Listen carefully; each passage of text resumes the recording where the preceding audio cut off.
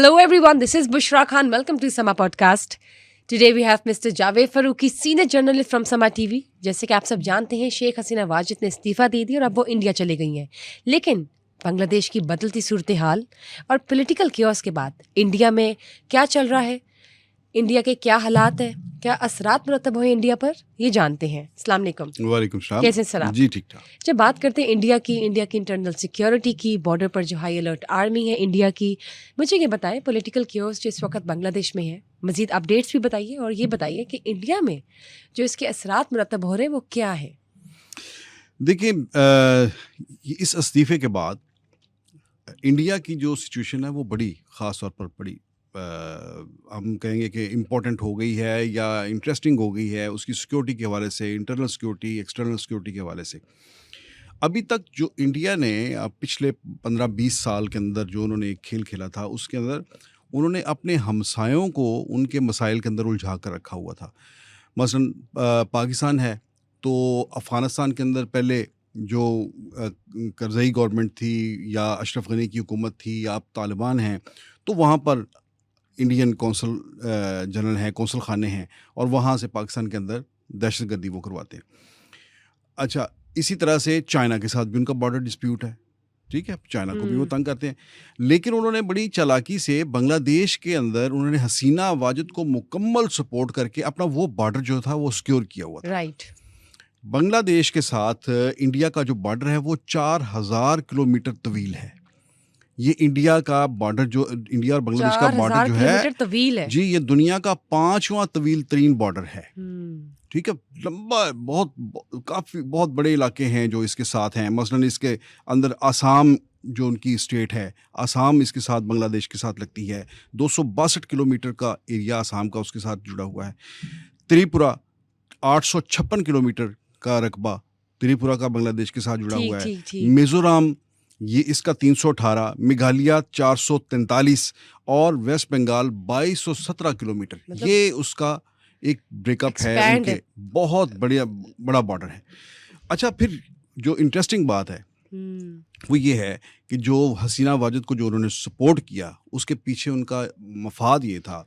Manmohan government पहले थी और फिर उसके बाद अब ये जो मोदी गवर्नमेंट है, मोदी गवर्नमेंट के साथ ज़्यादा उनका दौर ये गुजरा हसीना वाजिद का.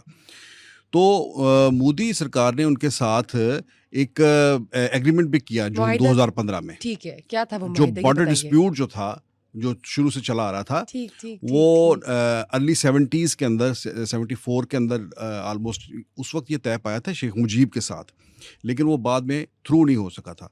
तो अब आकर 2015 में मोदी ढाका गए और उन्होंने ये बॉर्डर डिस्प्यूट जो था वो तय किया और लैंड स्वैप की थी उन्होंने कि आप ये लैंड आप ले लें, ये हमसे ले लें, ये हमें दे दें.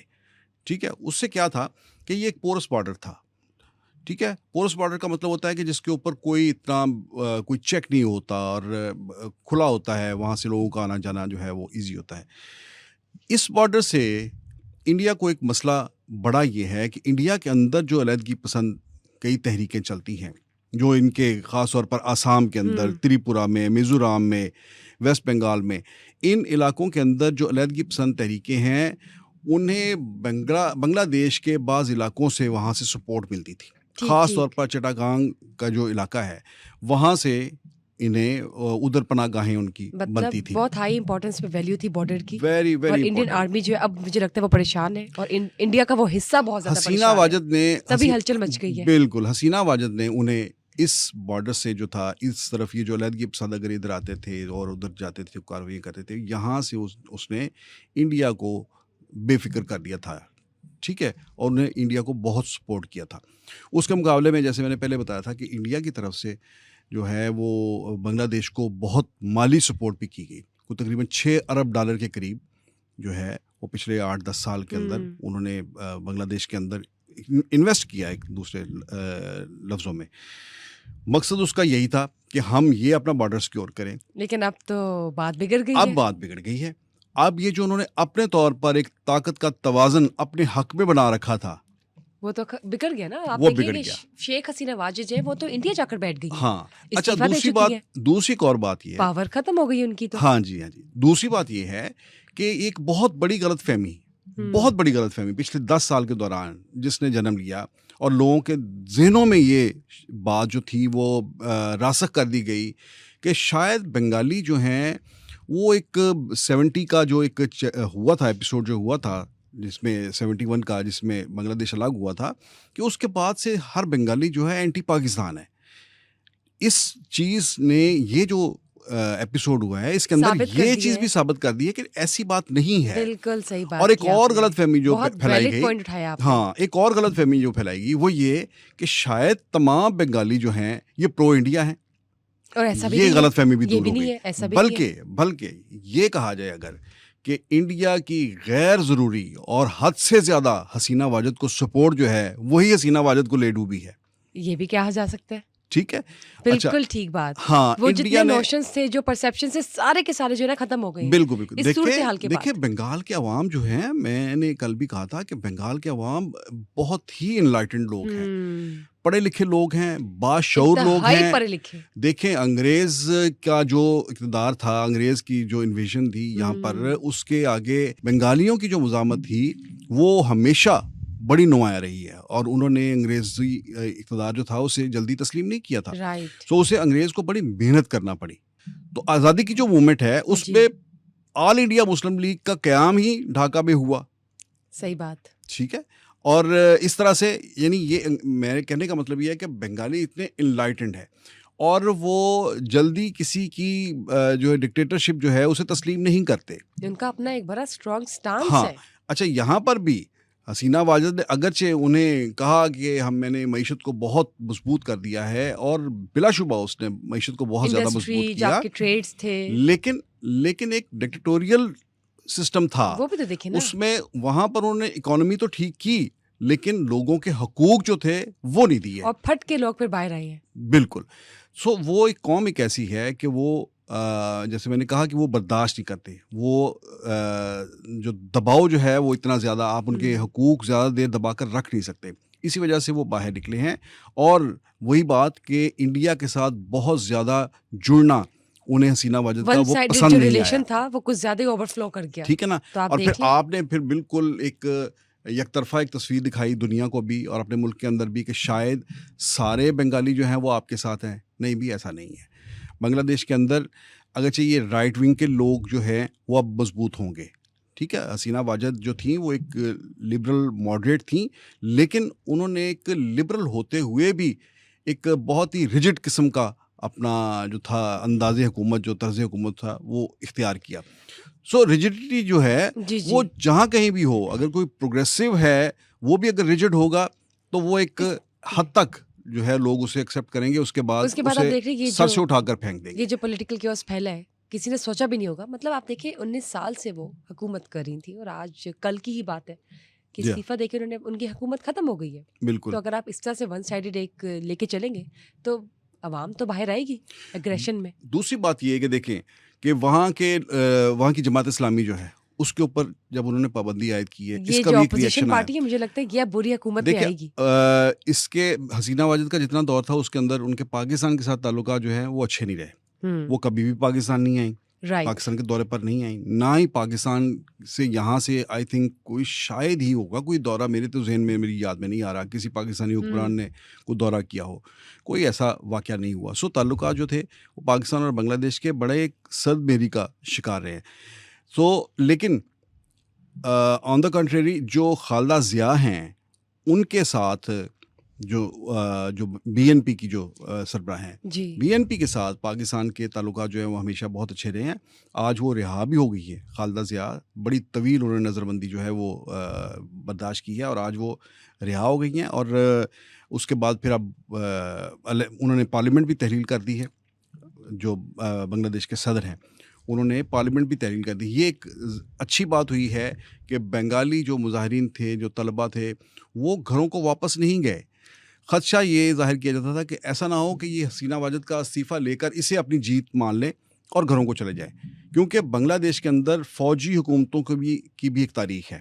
وہاں پر بھی فوجی حکومتیں جو ہیں وہ کئی سال رہی ہیں. جنرل ان کے خالدہ ضیاء کے جو شوہر تھے جنرل ضیاء الرحمان، وہ بھی فوجی جرنیل تھے، ان کی بھی حکومت رہی. جنرل حسین ارشاد کی بڑی لمبی فوجی حکومت رہی ہے. سو ایک خدشہ تھا کہ کہیں فوج کا اقتدار جو ہے وہ پرولونگ نہ کر جائے, لیکن انہوں نے آج پورا پریشر مینٹین کیے رکھا مظاہرین نے, اور اس کے ساتھ یہ ہوا کہ انہوں نے الٹیمیٹم دے دیا کہ اب آپ پارلیمنٹ تحلیل کریں, نئے انتخابات کا اعلان کریں.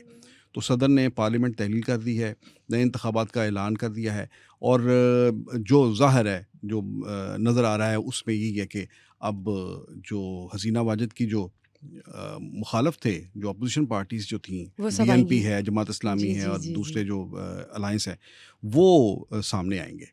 تو یہ نشانہ جو ہے ہم کہہ سکتے کہ عبوری حکومت کی طرف ہی جا رہا ہے.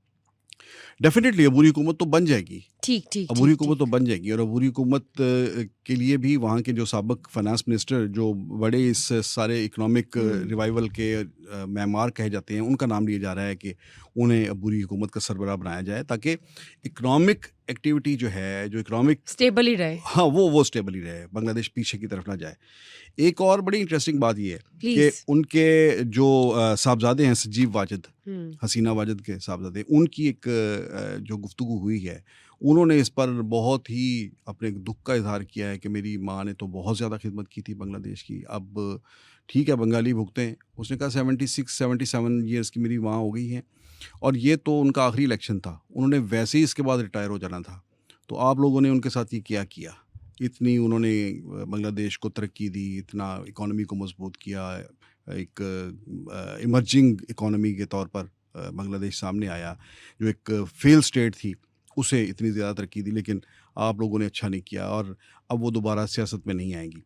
یہ بات یہیں پر نہیں رکتی, بلکہ یہ بھی ہے کہ اب یہ جو ان کے صاحبزادے ہیں سجیو واجد, کیا یہ سیاست میں ان کی جگہ آئیں گے؟ کیونکہ یہ ذرا ایک مشکل نظر آ رہا ہے, کیونکہ سجیو واجد جو ہیں یہ وہاں پر حسینہ واجد کی حکومت میں آئی ٹی کے منسٹر انہوں نے بنائے تھے اپنے بیٹے کو ہی, لیکن چانسز ہے کہ ہو سکتا ہے کہ وہ لیگیسی کنٹینیو کر کے نہیں, اس نے سیاست تو کی ہے, یعنی کیبنٹ میں رہا ہے ان کا بیٹا, لیکن اس کے اوپر بڑے کرپشن کے چارجز تھے, جس کے بعد انہیں وزارت سے الگ کر دیا گیا. اب وہ امریکہ میں جو ہے وہ رہتے ہیں, اور ایک ان کی بیٹی ہے.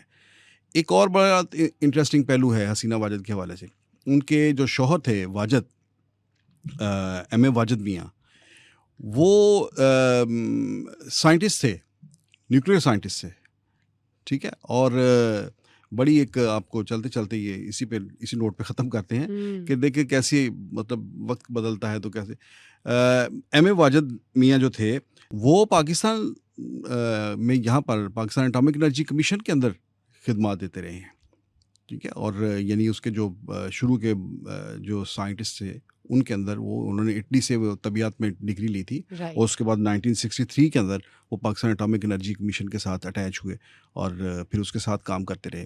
لیکن پھر دیکھیں کیسے ہے, وقت بدلتا ہے, اور وہ لوگ جن کو آپ ایسی امپورٹنٹ جگہوں پر بٹھاتے ہیں تو وقت کا دھارا بدلتا ہے, سیاست کہیں سے کہیں لے جاتی ہے انسان کو, اور پھر وہ ایک اس شخص کے داماد بن گئے واجد میاں, جس نے پاکستان کو دو لخت کر دیا, جس نے پاکستان کو توڑا اور الگ ایک ملک جو ہے اپنا اس میں سے نکال لیا, بنگلہ دیش بنا دیا. سو یہ ایک کہانیاں ہیں تاریخ کی, یہ تو ایسے ہی ہے. بہت شکریہ شیئر کرنے کے لیے. اور this is how it is. Democratic society جب ہوتی ہے تو it's for the people and by the people. جب تک تھی تب تک ٹھیک تھا بنگلہ دیش میں, لیکن جس وقت آپ کہہ سکتے کہ ڈکٹیٹرشپ کی طرف یا ون سائڈڈ ریلیشن شپ چلنا شروع ہو گیا, تو آپ دیکھ لیں کہ اسی عوام نے تختہ الٹ دیا. یو کین سی کہ استعفیٰ دے کے اب شیخ حسینہ واجد انڈیا چلی گئی ہیں اور حکومت ان کی ختم ہو گئی ہے. پرسوں تک تھی, کل تک نہیں تھی. بہت بہت شکریہ sir for being here. Thank you guys for watching اس today. Stay tune for another session. Till then bye bye.